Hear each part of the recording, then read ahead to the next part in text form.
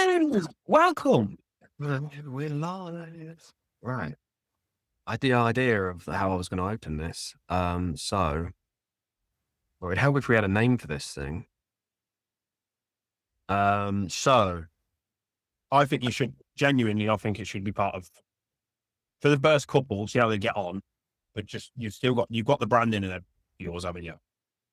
like, I think we should leave this in actually, because for you, dear viewer, who are watching this, or you listener who are listening to this, we had this idea to do kind of a little side project of a podcast, something that's going to be fun, informative, well, fun for us at least, and hopefully informative for you. But we don't have a name, so please help us out, suggest some names. Obviously, my main one is the Bang on Sales Show. So, I always like the idea of calling it like the Stinked-In Show, or like the Vibecast. There you go. How about the LinkedIn Vibecast? No, that's awful. That's or I'm trying to appeal to the younger generation. So right, look, here's the thing.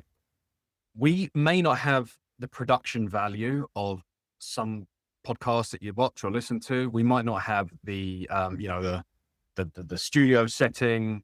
We might not have the know-how or the personality or the looks, but what we do well, what do we have? I'm not entirely sure. All right. Too What much else? time in our hands by the sounds of it. Right. So, okay. Episode numero uno. Right. Here's what we're going to talk about today. We come up with a loose plan. So, we're going to do sales origin stories.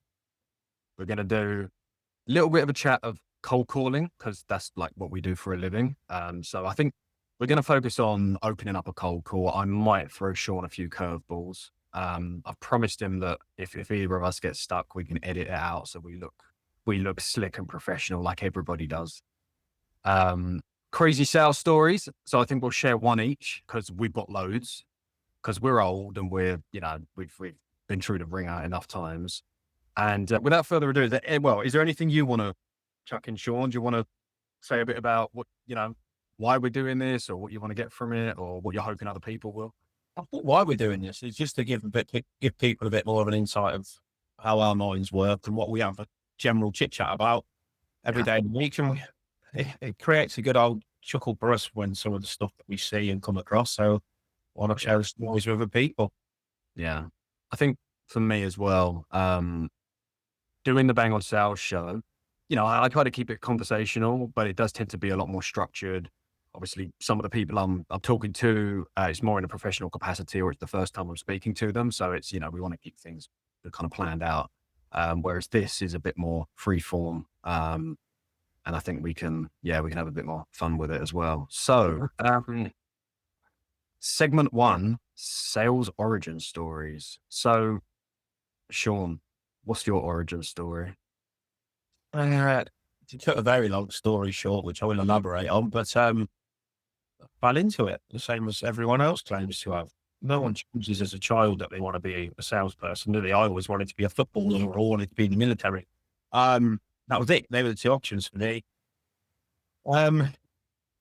Left school with very little in the qualification era, in the qualification side of things. Yeah. Went to be a carpenter.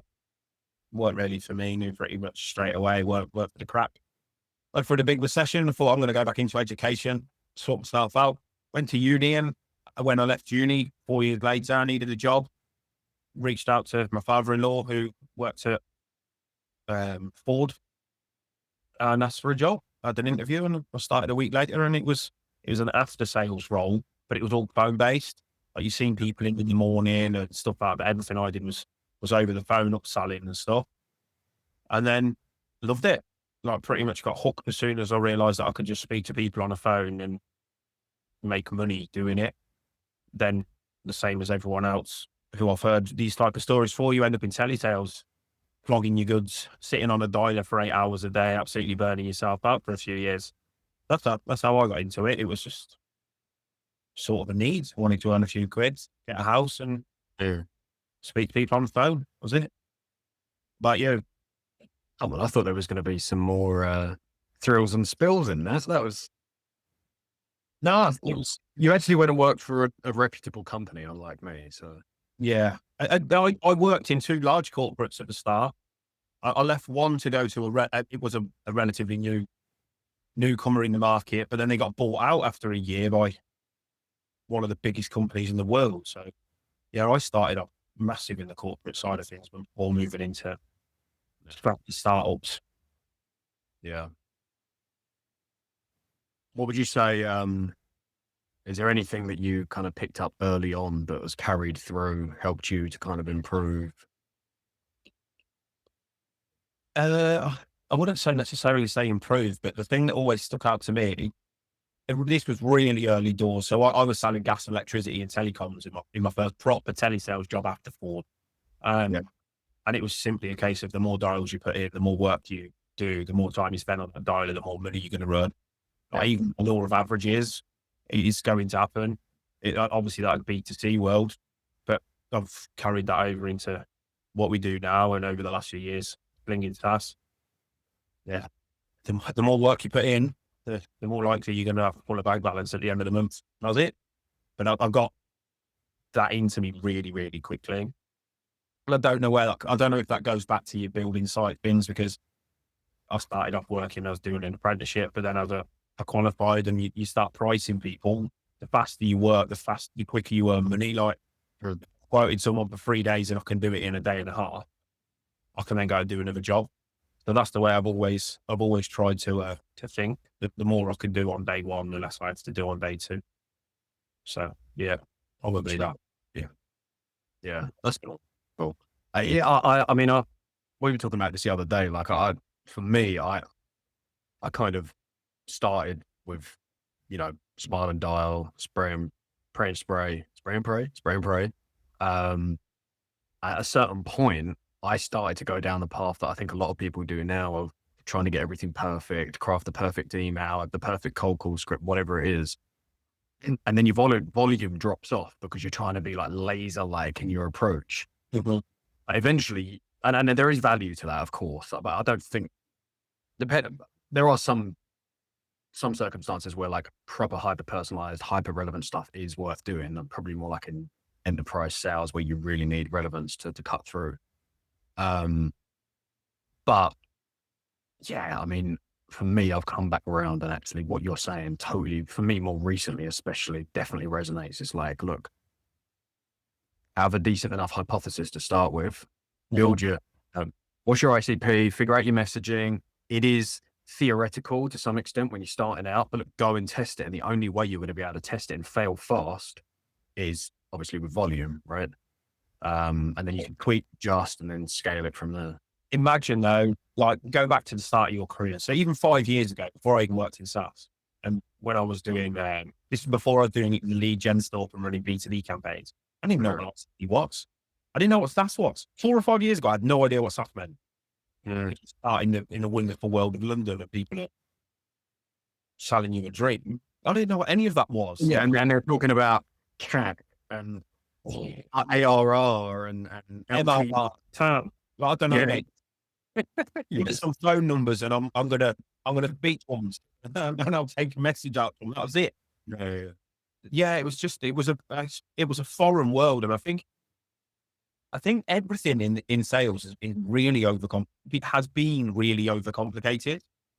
Like, sometimes I feel the less that you know, the better you're probably going to perform, especially in starting conversations with people, because you can't overcomplicate it because you don't know enough. What's the thing you'd say, like, going back to your first sales role, whether it was like, I would class a proper sales role or sitting on the phones, is there anything you've took from those early days that you've still got in you now that you're glad you learned early doors? Yeah, maybe what I'll do is I'll frame this as the story and then come back round to that, because I think it kind of leads to that. So, I was, God, man, it's a blur now. It seems like so long ago. I was like, what, probably into my 20s. Same as you, no qualifications. I got my 5 A to C's at GCSE, just scraped them. I've got a C in Spanish and a B in music. How amazing is Nice. that? Well, I did 1 year of music college, but I dropped out because I was just a lazy teenager and I had no one to really keep me going. So yeah, no education to my name. I'd spent a couple of years living in Quebec, in Canada. Came back, didn't have a pot to piss in. And I was actually staying with my mum at the time because I just had nothing. I came back, I had nothing. Um, Needed a job, and there was a little business center around the corner, tiny little place. There had like 3 or 4 companies in there. Um, and it was this father and son little business that had started up, and they were selling. It was, you'll remember. Have you been missold payment protection insurance on any of your loans and credit cards? All of that stuff when that was a thing. Um, Now it's, I don't know if you've been getting, by the way, I don't know if you've recently, all my like YouTube ads and stuff is that car finance thing. Finance and insurance. That's all I'm getting at the minute. I've had car finance on more than 2 vehicles in the last number of years. You may have been, by the way, that's like, but it was that, the payment protection, it's the PPI stuff. Yeah. Basically we were just on a dialer. It wasn't a dialer like we get today. It was the whole team was just auto dialing, on a big pool of data. Yeah. See, obviously. And you couldn't just pause one individual person. You had to pause the whole airway, which meant that we had to ask permission to go to the toilet so that one of the managers could then jump on and sit on our chair, or they'd have to pause the whole thing. So bearing in mind at this point, like I wasn't the person I am today. I was still a pretty young guy. I had no confidence. Very, very within myself, very sheepish. And I wouldn't even want to get on the phone to order a takeaway, a pizza or whatever, because I was that scared of the phone.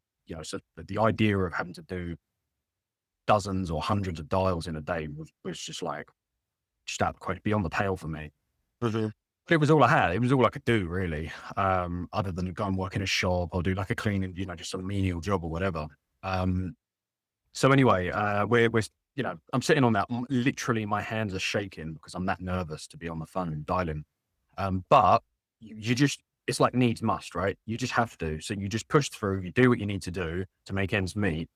And eventually, we started off. It was just a couple of us. So it was the father and son, couple of us, and then eventually they brought in a sales manager, and we grew the team to like, I feel like 30 or 40 people or something like that. And then I was kind of like team leader, honorary thing than anything else, but I had like 5 or 6 people underneath me, which basically meant I knew how to close the deals. So they'd line one up, tee it up, get me on the phone, and then I'd close it if they were having trouble. That was the extent of my management. But yeah, to go back to your question, it's what I think a lot of us say who started in those kind of boiler room environments, which is just you build a thick skin, right? You build that resilience. You realize that,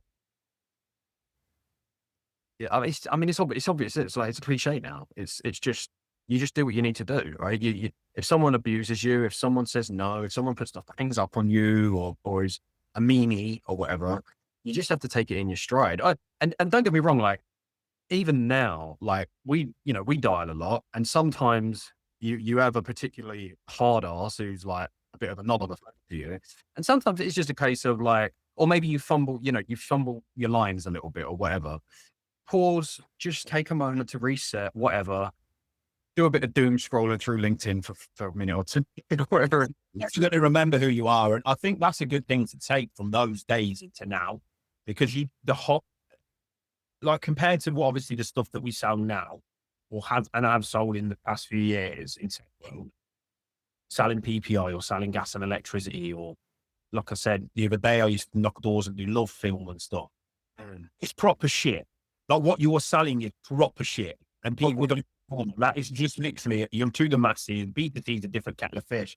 And I think if you've worked in that world, or if you've ever worked doing door to door, selling B2B, apart from the monetary value aside, I think it's easier to start a conversation B2B wise than it is B2C, because of people are more polite to you because there's a business name attached to it as opposed to just can leave me alone.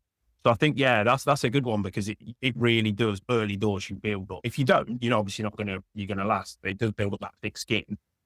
On that, if someone had told you back then when you were selling that shit, that in 18 years down the line or 20 years down the line, whatever it is, that you Tell me, I don't shoot. you'd still be phoning people and working in sales. Do you think you would have believed them? I think at that point, I didn't. I mean, there is an answer to that. I didn't even have a conception in my mind of like the sale. There was a career in sales. I didn't even think of it as, oh, I work in sales. It was literally, I was just trying to pay my rent when I moved there. It was like literally, it was there. And eventually, once you've done 2 or 3 jobs in a row like that, it's all you know. And then you become kind of like institutionalized. You're like, the guy in the old boy in Shawshank Redemption? Oh man. Brooks. Is it Brooks? Yeah, and Brooks word in his pocket. And it's like, when you're in for too long, you're institutionalized, right?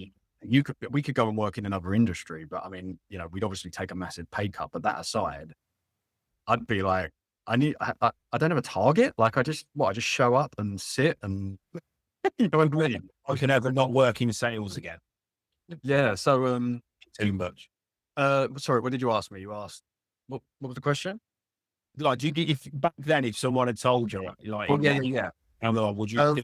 You'd have been like, yeah, sound. No, so it's interesting, and this actually ties into what I was saying about like starting with high volume, then trying to get laser focus, then coming back to high volume.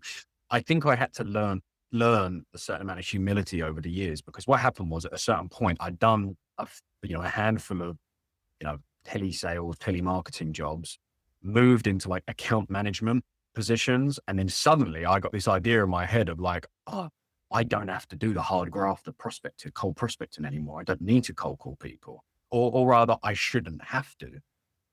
And I think I became a bit entitled at a certain point, and that burned me. Like it definitely hurt me in terms of earnings, in terms of career progression and stuff like that. Having that kind of attitude, and I think I had to come back round to realize, no, actually, being a full cycle sales professional is about learning how to open, manage, and close those conversations, those deal cycles, those conversations. And you're never, you're never above. Like it's not an entry level.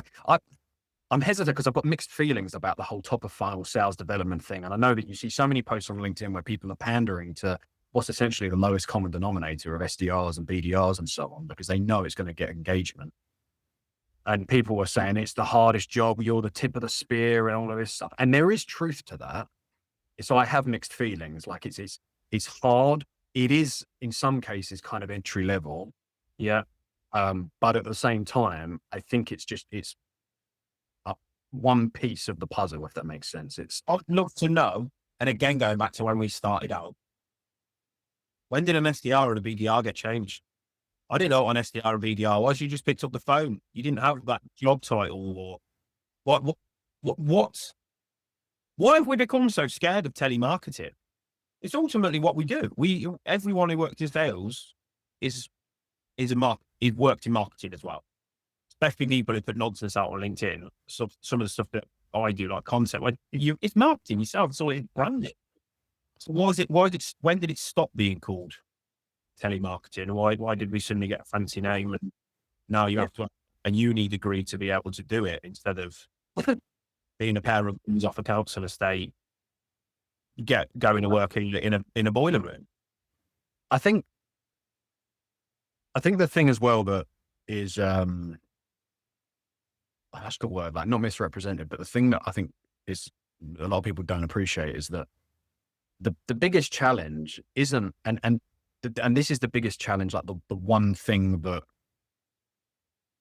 I figured out over the years is that the biggest obstacle in your way is not necessarily the customers and the prospects and the people that are abusing you people don't really abuse you that often. It's very rare, but But then it's not that, it's your employers, it's the companies that you choose to work for.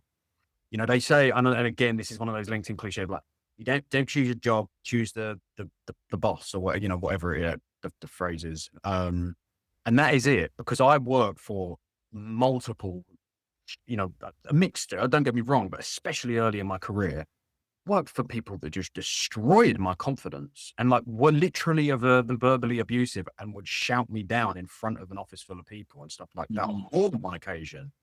Um, that's the big thing. And I think, sorry, I know you were talking about like SDR and BDR, but just to go back to like something that people need to appreciate is you need to have a thick skin and appreciate that you're not always going to make the right step in the right direction. And sometimes you need to, like we do with the work we do now, be willing to fail fast, realize a few months in, a couple of months in, you know what, there's no need for this product in the market, or I'm working for a petty tyrant of a manager or someone who's like all talk and no walk. Or I think companies need to be more willing to realize that as well. Like, you see people have like 3 months, 6 month probation periods or whatever. I think you can pretty, as a salesperson and as a company, you can work out whether or not it's worth renting. I don't think people dragging shit out. Yeah. And I think failing fast is so important. Going back to the manager thing, personally for me, it's, I got Marcus Tauchi said it to me years ago. Like one of the first times I met him.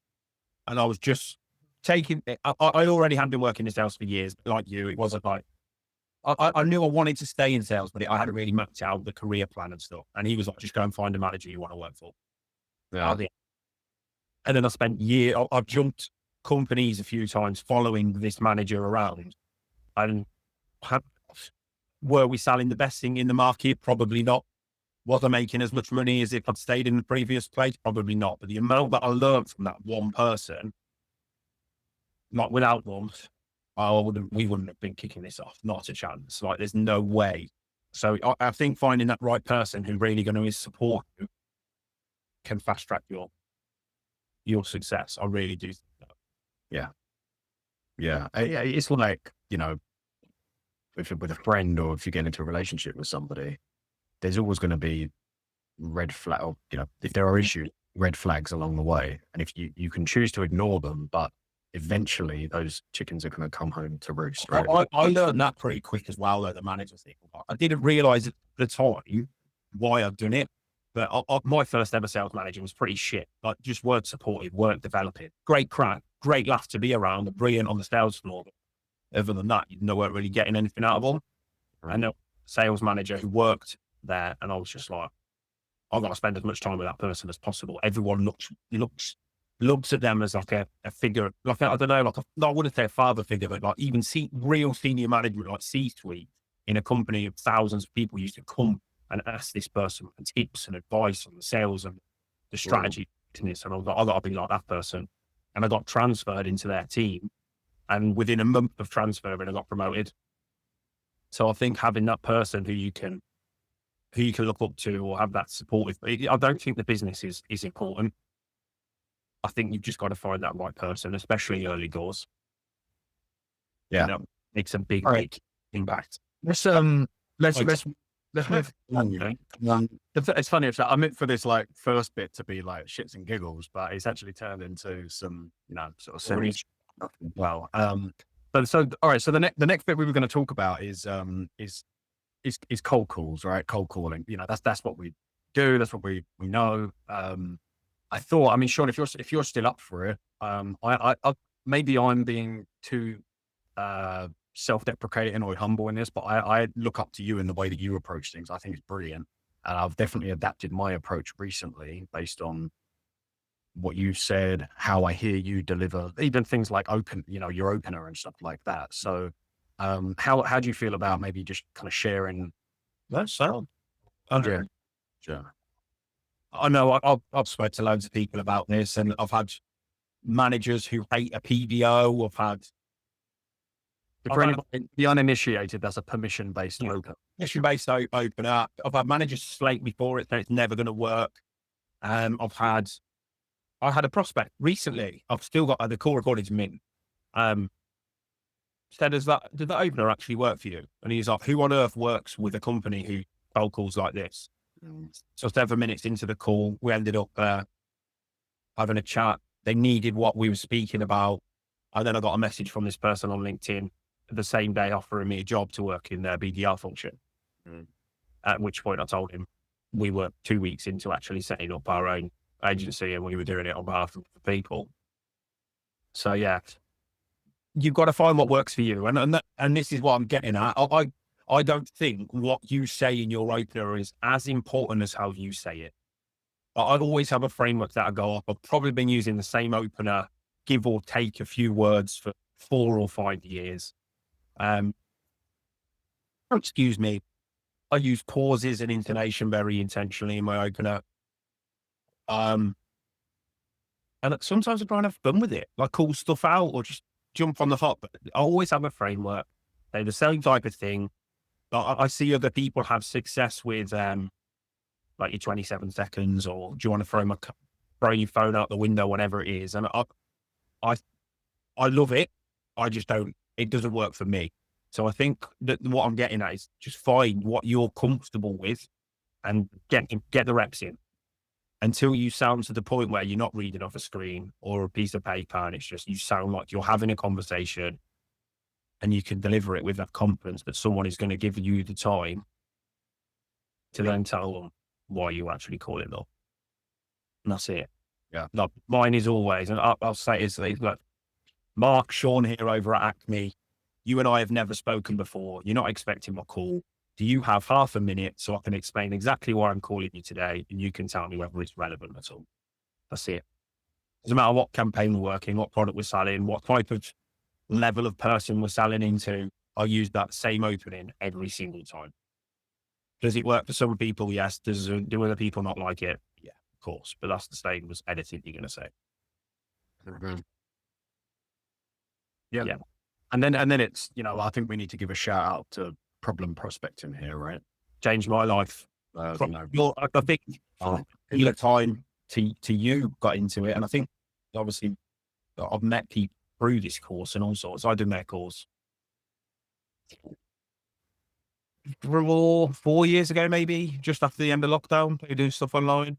I wasn't really doing much on LinkedIn at that point. So I went on, they did like live sessions and stuff. Game changer.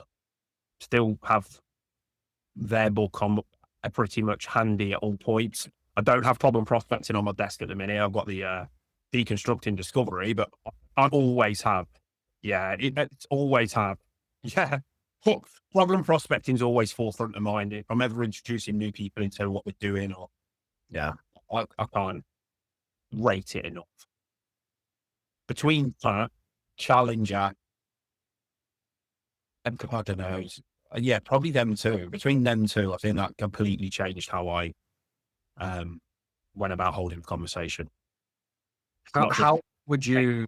I mean, I know there's nuances. I know there's frameworks and whatnot, but just broadly speaking, how would you define the approach of problem-based prospecting? It's kind of evident in the name, but yeah. I think I've seen a post on this the other day. I can't remember who it was, but it's like, if you start speaking about yourself in any type of conversation, people really get bored fast. Like, we're probably 20 minutes in, there'll be a few people who are switched off from this. But if you start speaking about yourself, people don't give a shit. People like to talk about themselves. Yeah. And if you can pull on their heartstrings of what we're speaking to this type of person or these type of businesses, and they're seeing these type of issues and it's causing this concern, they will, 9 times out of 10, if there's a relevance there, they're going to tell you they've got a problem, and then it's down to you to find out how much problem is it and how motivated are they to actually to fix it, to explore this a bit more. And it's just a game changer. You still see so many people jump a call and be like, right, I'm with XYZ and we do this, and this. You're like, fucking slow down, mate. Sound like a car seller. Absolutely featured and we've all been there. Yeah. We've all been there. It's how most people unfortunately get taught. That's how I did it most of my career. But yeah, that course and that book completely changed my approach to absolutely everything. Yeah. And then I suppose the follow on bit from that is, you were saying, do those problems, those pain points, challenges, whatever, do they resonate? What are they seeing in their world, that sort of thing? And if they are problems, how motivated are they to solve them, to throw time and money and maybe people at it? Um, you will often find, more often than not, you'll find that the timing's off, right? It's budget cycles, they've got other priorities, or there's an incumbent, whatever it is. So then the key is, okay, when is an appropriate time to follow up? So it's then getting that, and the word permission is a big one here, because it's like, I like it because at each stage of the conversation, and to some extent the steal cycle as well, you're getting permission to proceed to the next thing, the next step, whatever. And some people will tell you, the bros and the gurus and whatever will tell you that that's beta and that's subservient and all of this. And it's not to say that that's the only way to do it. For example, I know like Justin Michael, he would say, no, that puts you in a position of subservience and whatever. And by the way, like Justin Michael, Tip House, awesome, right? He's a lot of good stuff to say. For me, and maybe it's a cultural thing, selling into different geography, different countries or whatever, but the way we do business, it works. It's just a natural human way of doing it. I feel comfortable as well. Like I know, I've introduced you obviously to Simon over the last few months of being that subservient, of being that nice guy syndrome, of being stuck in. You can still ask for permission and not be superly over nice where you're letting people walk all over you like a doormat. Yeah. I don't want to pester them. What happens if they're doing this? What happens if you're doing that? And I don't know. It's drawing the fine line, isn't it? And I suppose that goes back as well to your tonality. If you're going in a bit mousy, or you're lacking that confidence because you haven't got conviction in what you're saying, then that is going to come out. But I think, it's finding the fine line. Yeah, and I wanted to actually add to what you said about tonality, and for me, it's pacing as well. I'm terrible for talking too fast, and it probably shows up in what we're recording now. If I'm getting into a topic and it's something that I'm interested or passionate about, I'm and my pitch, I start to speak with a higher pitch and all of this stuff. I do best because it's exactly what you said. It's not what necessarily it's like, I'm making this up, but it's like 80% how you say it, 20% what you say. So for me, I noticed that if I just slow, particularly on a cold call opener, if I slow down, lower the actual pitch of my voice a little bit, so I'm not up here, I'm not up right. DJ. What's that? Best way it ever got described to me. Sound like a late night radio DJ. Yeah, nice. That's it. You've basically, you've summed it up there. Sound like your Chucky from Reservoir Dogs. This is K-Billy Super Sounds of the 70s weekend. If you could do that voice, obviously not in an American swang, introducing bass gang, whatever it is. This is K-Billy. Yeah, and you can get that voice down and just read. It helps. You're not going, I want to say some Windows. Yeah. It makes a big, big difference. But I know I had influence from very early in my career, from especially when I moved into B2B. Obviously, I can't sing his praises enough. I was fortunate enough to be introduced from Patrick into Sean Cease and also Jerry Hill. So I've had a lot of chats with them. Yeah. And obviously I've got my own spin on things. I've still got my own personality. But a lot of my ideologies and theories on cold calling come from having such a heavy influence from them three. Cool. So lay off the helium. Yeah. Maybe the coffee and the 39p energy drinks. When the merge energy drinks are ruining your career, they're not any better. Yeah. So drink a nice chamomile tea. Just chill. All what I've had for today is a shaken udder, fresh from the farm. Oh, they're all very nice. That's With cake, clotted cream, beautiful. Yeah, that's it. Just be calm. Late night radio DJ, and be yourself. Have fun with it as well, man. Like yesterday was a slog. both said at the end of the day, wow, today's been wild. But you just if you can sound on your first call the same as of the day, the same as you do on your 200 or 300th call of the day, you're going to be in a better place for it. Unless you sound shit on the first Yeah, call. yeah, unless you're fucking garbage on that. Well, so much news. Yeah. Cool. Yeah. Yeah, I think as we do more of these, we'll throw out some more like scenarios. You know, prospect says this, how do we respond? Or if people, and this is like me being very assumptive that people are actually going to comment on what we posted this, but if people, you know, if people have got questions or like they've got scenarios, stuff that they commonly face, or just generally stuff that they're curious to hear us talk about, then yeah, well open to that. We want to kind of tailor this to whoever actually has any interest in watching this, right? Yeah. Yeah. Okay. Right.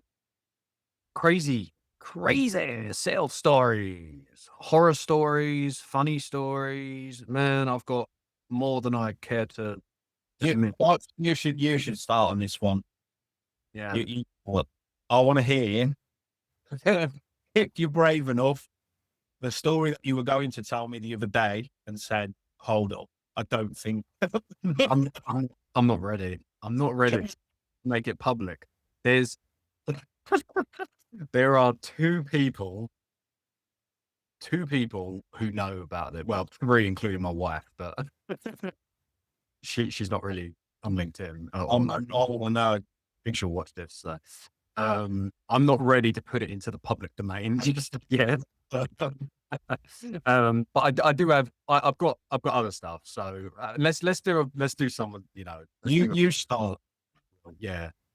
Oh God, I don't even know. Like, it's fun. I can't decide because there's two that I'm thinking of. I think that we'll bring these to I light. think it was like funny ones or ones where you're like, what on earth was I doing, or what on earth was a person doing, or Yeah, well, I don't know if this is a story necessarily. So I've actually shared this before. There's an old post of a video. It was just a recording of a call like this that I had with Adam Mandarovich. My man, Mando, as I like to call him. So he actually recorded a chat that we were having when I told this story. So I'll try and like reel it off like it's the first time. But basically, so worked for this company selling basically online advertising space for companies in the motor trades. So think, you know, like garages, MOT places, even like mobile valeters, and there was like multiple categories. I can't remember what they all were, but anything in the motor trades. They had a website and it was like literally just categories. And the whole pitch was like, oh, we've got the top notch. This is back in the day, like when Google was, I think to a lot of people, was still a bit of a black box and didn't understand things, kind of companies we were calling. So we're like, oh, we've got like top SEO, our Google rankings are up there for your area. We look at, oh, we've only got 2 openings left, to get you top notch and, whatever. With the promise of bringing in more business for them. And now this was in Brentwood in Essex, where the only Essex is filmed. So this is the land of orange people and I don't even know, like cheeky nap, whatever these people are. Yeah, I don't even know. And it was a really hard time actually in my life. Like it paid so badly that I had to bunk the train every day to and from work because I couldn't afford the train fare. I couldn't even afford to commute to this job because the pay was more bad. And like, there were times when they wouldn't pay us on time or it'd be short or whatever. And, you go and check, this is like, no online banking. It was literally just check ATM. And the number would come up. I'm like, I genuinely don't know how I'm going to have to choose between like paying my rent or like how I eat this month and things like that. You're constantly making those decisions while at the same time trying to convey an air of confidence and credibility on the phone when you feel comfortable calling these businesses. When in the back of your mind, you're like, man, like I've got nothing. I'm living on peanuts here.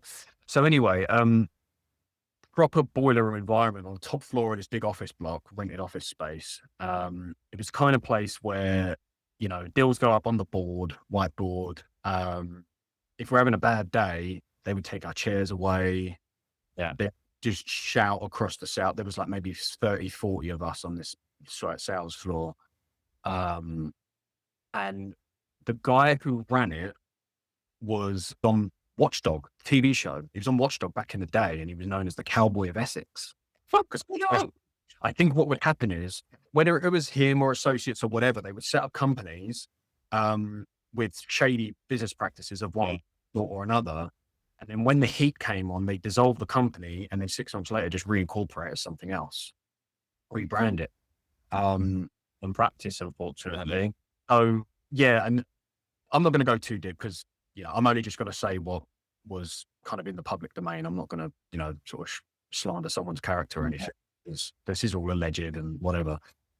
But yeah, so essentially that was it. And what would happen is there was another guy who would come in, and I'm not going to be too specific here, but clearly eyeballs like this, suggestive of certain substances in the system, pacing up and down. There was this little stereo system, little hi-fi system on the floor by the door that would be blasting out trance music all the time. Is it Armin van Buuren, I think, was his AVB, as we used to call it. It would be like every day banging that out, and he'd be pacing up and down. And if we were having a bad day, he'd be like, these people taking the piss out of us. We they come here, we give them a job, and they can't even be asked to do their job properly. Look at this. Look, and he'd like gesture to the board, like, because it was only like 2 deals for the whole day or something, a few £100 or whatever. And he'd just be, just like berated. And what would happen is you'd get these young people who would come in, like these young girls or whatever. It's their first job. Or they worked in like Boots or something on the high street. And they're sitting there just like, because on one side they've got that, and then on the other side they've got these predatory guy, like, I wouldn't say men, but like they're probably in their late 20s or whatever, who are like leering over these young girls that are coming in. And these are the 39p energy drink, Tiki Nando's types. Lost Ross suits and exactly. And like, but they weren't subtle about it.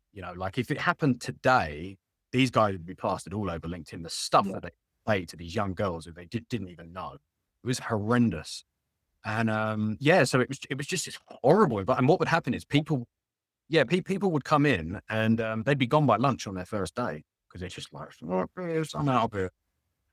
Don't worry about paying me. I'm done. I'm out of here. I lasted about 6 months. Sorry, say again. What made you go back on day 2? That's a really good question. Probably the same thing that made me go back to the awful jobs that I'd worked prior to that. Just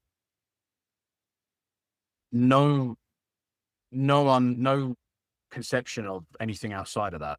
Like, because the 2 jobs I'd worked before that, sales, telesales, like boiler room type jobs, they weren't quite as like intense as that, but they were horrible as well. Questionable products, questionable companies, questionable people all around you. And I was just so used to that environment. And it was just survival. Like, honestly, I mean, like I said, I was a very different person. I was a much weaker, smaller person back then. I just didn't even realize it wasn't until some years after that I even realized it was like a career to be built in sales as an actual credible, reputable, legitimate profession. That's when you start working in it, isn't it? And everyone gets that sleazy salesperson stance, and you actually think, if someone says, "What do you do?" You're a bit ashamed, because that's the only part of sales that and everyone there is a massive arsehole. They bang on the drugs, and they don't give a shit about what they're doing for their customers. It's I need to pick up this phone and I'm going to hammer my shit down your throat until you say yes. I'll say whatever I have to say, yes, as quickly as you can on a phone call. That type of shit. Yeah. So like every day in the morning, they would do all this thing about selling clean and green, as they would say. And it was all about, then they talk about like the yes ladder, and all felt found like, oh, Mr. Customer, I understand how you sell we speak to many business owners who have felt the same way, but what they found is that when they get money. Talk to me. I thought that was fucking revolutionary. Oh yeah. I was hot. Whoa. Whoa. And the yes ladder is like, well, you love your children, right? Yeah. You would, and you wouldn't want anything bad to happen to your business, right? Yeah. And you want to grow your business, yeah. Well, for only £395 plus VAT per month, you know, we can do this. That's fair, right? Yeah. Okay. Well, what I'll do, I'm going to transfer you through to our confirmation line. Where if you hang on the line, we'll take your card detail. We'll put that through for you, and then we can get you started next week. And they're like, what? And then you just right, manager, take that. Is it, if your wife wasn't there, how would you make the decisions? That type of shit. Or I'm not sure about that. I need to speak with them. Yeah. I was like, you don't wear the trousers in your house. That type of. But here's the thing as well, right? People watching this now in their SaaS ivory towers Who or have never worked in that world. of VP of private equity money and Fresh out of university, BDR, 35 UK a year, and you think that's the world everyone lives in, and you don't realize that there is a really sleazy, shitty side to sales. what I was going to say as well is that people listening to this now might think these guys are a pair of shysters or whatever. But we're genuinely not. Like, when it's survival, Yeah. you don't know any different, and you don't have role models. You don't have people to show you a better way, which was I can't speak for you, Sean, but that was my case. I was by myself. I was a young guy. I'm going into my background, but I didn't have anyone to show me a different way. And you become almost a chameleon, and you have to be just to survive. Until you realize there's a different way. And as soon as I realized, obviously I stepped away, and I was never happy with it. And it stressed, I was in a constant state of stress and discomfort with it. But yeah, I wouldn't be so highfalutin or whatever the phrase is about it, or precious about it, because it is what it is. And but Sean, what do you think? Like, is this still a thing? Are there still companies out there that are? There must be, but I think because we've been so shielded working in the world that we've been in for the last few years, I suppose it's sort of trauma that's like been put into the back of your brain, and having this chat more brought it out, and you look back and think, some of the stuff is bogus. Yeah. But you taught to. If you don't get X amount of deals by the end of the day, you're going to be on a pit, or you're going to be on review, and then you're like, shit, man, I'm saving for my house, or I got my rent to pay, or my car's due for an MOT this month. And you're like, I just got to do what they, and like you say, when you're young, I was in that world like 24, 25, 26 years old. I mean, it's a very different environment for me working on a building site and then going into university to go into this. And you think that's just how it was. These people are driving nice cars. They're dressed relatively nice. They've always seemed to have a few quid. And that is your role model at that age, at what you see. And it's unfortunate that of course this shit still goes on. I mean, we see it. Look at some of the we'll promise you X, Y, Z in the first 30 days. We'll do this, we'll do that, we'll do this. And it's false promises. We know that, but not everyone is. Yeah, that's interesting. So we've in kicking off Cool Runnings, we've spoken to people that have worked with other, I don't want to say other lead gen. We don't even position ourselves as a lead gen, but sort of self-reported lead gen agencies or outsourced business development companies. And some of the promises these people are making, it's just unreal. It's like they're guaranteeing meetings. They're saying we'll do you a minimum of 10 meetings a month, or what was it? 30 meetings in the first 30 meetings in the first 20 working days. You go, how? Yeah, how you? But then also in a bit of a little echo chamber with the people who we're connecting with on LinkedIn. Like, I know some people who I think looking up to is maybe a bit of a strong word, but there's people who work in our space who I hold up there. Like, I wouldn't say I put them on a pedestal, but they're fucking good. And if I needed help or advice in this world, I'd go to them. We've named several through this. Yeah, it's low, but even of the other agencies, like there's some who are incredible. Like, they're probably the 1% of what is out there. Yeah. And I think it's nice going back to now holding yourself or having that person or people or in the company to look up to, you can then hold yourself to that same level. And I'm not saying, like, do you know what I mean? Back then, you didn't really have that person because the best person in the business was bowling around in a pre-series Beamer and a decent suit. And I work, most of the places I worked at, the best person and the best top performing people in the business were also the most sociopathic, Yeah. manipulative. You can give a fuck about one out. It was all about point. Exactly. Yeah. Yeah. So yeah, I think it's nice now, but then you saying, are they out there? Probably loads of them, but you don't see them on LinkedIn. And the only time you ever hear anything of them is when someone comes to you and be like, oh, we've been promised X, Y, and Z. Can you do that? Or we've been promised 20 meetings in the first 60 days. Otherwise they'll give us our money back and stuff. You're just like, no. So they obviously are still out there, but we don't see them. Yeah. Oh, yeah. Okay. It's getting It's quite not long. pretty heavy. What's that? This is not pretty heavy. Yeah, it's like a proper cathartic session. Should have wanted to take Like, honestly, I don't know about you, man, but like this isn't even scratching the surface for me. Like this much. But you know, on all of the areas that we've covered so far, there's just so much we could talk about.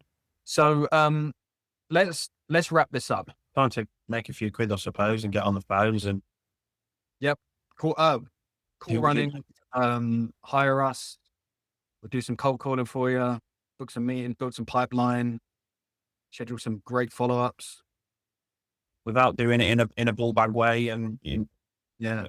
promising you anything under the world just to speak to you. It's not what we're Yeah. about. If you're watching this on YouTube, please like, comment, subscribe. Apparently, when you say subscribe, I think it makes the subscribe button do like a colorful. Oh, smiley thing. nice. Yeah. So subscribe. Thanks for watching. Thanks for listening. See you soon. Sean, say bye. Ta-ra. See ya.